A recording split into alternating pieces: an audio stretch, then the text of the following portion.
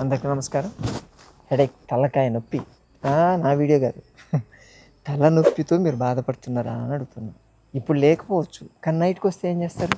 అందుకే ఇప్పుడే నేను చెప్తున్నాను. మీకు హెడేక్ వస్తే కొంచెం కర్పూరం తీసుకోండి.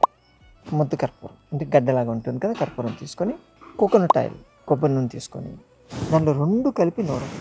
అంటే చేతిలో పెట్టేసుకొని ఏమి నూరక్కర్లేదు. చేతిలో పెట్టి ఇలా అంటే అది కాస్త పేస్ట్ అయిపోతుంది. దాన్ని మీ కణతల దగ్గర, టెంపుల్స్ అంటారు, ఇక్కడ రాసేయండి. ఇంకా ఎక్కువ నొప్పి ఉంటే ఇక్కడ కూడా రాయొచ్చు.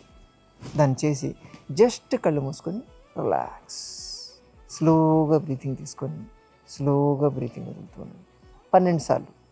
పీల్చుకునేటప్పుడు పాజిటివ్ ఎనర్జీ వస్తుంది, వదిలేటప్పుడు నెగిటివ్ ఎనర్జీ బయటకు పోతుంది.